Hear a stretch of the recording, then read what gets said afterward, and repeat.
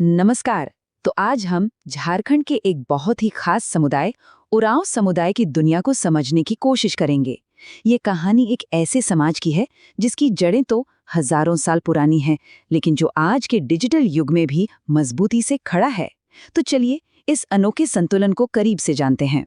चलिए शुरुआत ही एक बहुत दिलचस्प सवाल से करते हैं। ये कहानी है तोलोंग सिकी लिपि की, जो जानते हैं कब बनी? 1999 में।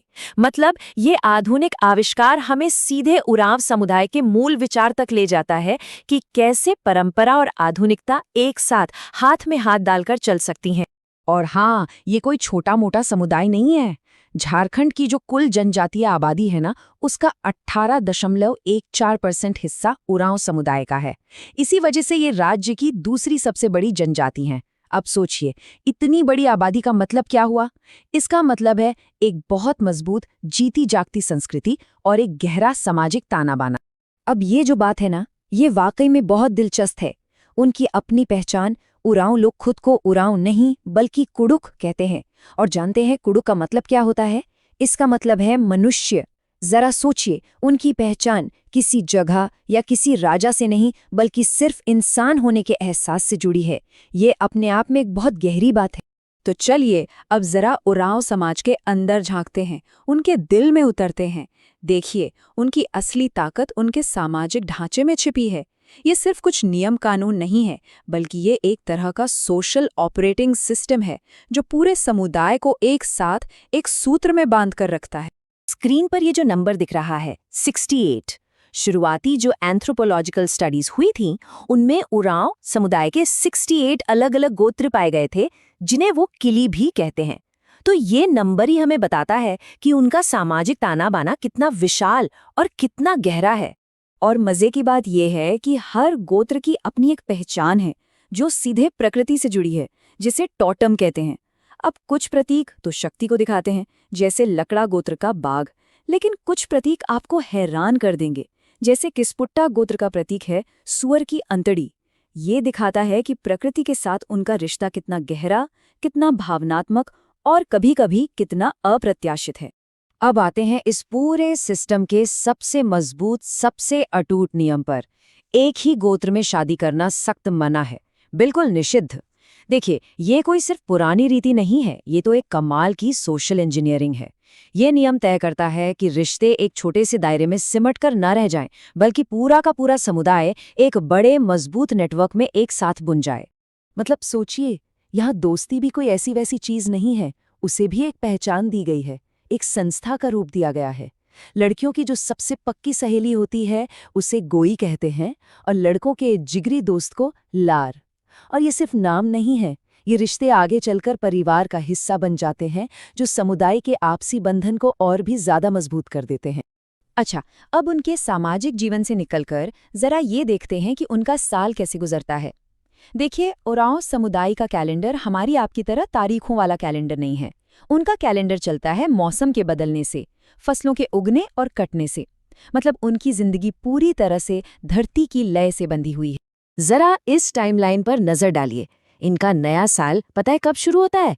जनवरी में नहीं, बल्कि नवंबर दिसंबर में, जब धान की फसल कटती है। फिर चैत में सरहुल जैसा त्योहार आता है, जो वसंत का, नए फूलों का जश्न है। और भादों में होता है कर्मा, जो अच्छी फसल के लिए मनाया जाता है। यहाँ तक कि उनके जो पारंपरिक शिकार अभियान है ना, वो भी मौसम के इसी चक्र से जुड़े हुए हैं। और जाहिर है, जब इतने सारे त्योहार हैं तो जश्न भी होगा, और उस जश्न में उनकी संस्कृति उनके पहनावे में साफ झलकती है। पुरुष पहनते हैं किरया और महिलाएं पहनती हैं खनेरिया। ये सिर्फ कपड़े नहीं हैं, बल्कि उनकी पहचान और उनके उत्सव की भावना का प्रतीक हैं। तो सवाल ये उठता है कि आखिर ये पूरा समुदाय, ये पूरा समाज चलता कैसे है? इसका इंजन क्या है? तो इसका जवाब छिपा है उनकी अनूठी आर्थिक और शैक्षिक संस्थाओं में। ये ऐसी संस्थाएं हैं जो पैसे से ज्यादा सहयोग और आपसी भरोसे पर चलती हैं। आइए इन्हें समझते हैं। ये है पसरी व्यवस्था। इसे समझिए, ये एक तरह की अर्थव्यवस्था है, लेकिन ये पैसे पर नहीं, भरोसे पर चलती है।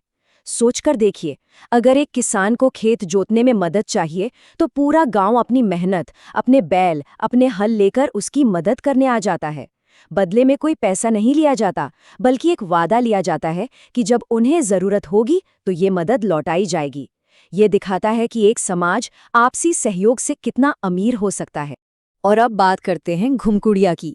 ये सिर्फ एक यूथ हॉस्टल या डॉर्मेट्री नहीं है, नहीं, इसे आप एक कल्चरल यूनिवर्सिटी कह सकते हैं। ये वो जगह है जहां युवाओं को अपनी जनजाति की परंपराओं, उनके संगीत, नृत्य और सामाजिक जिम्मेदारियों की ट्रेनिंग दी जाती है। और पता है, यहाँ से ग्रेजुएशन कब होती है? जब किसी की शादी हो जाए। और इस यूनिवर्सिटी के अंदर भी एक प्रॉपर सिस्टम है, एक ट्रेनिंग का पूरा ढांचा है। सदस्य 3 लेवल से गुजरते हैं। जो नए सदस्य होते हैं वो पूना जोखर कहलाते हैं।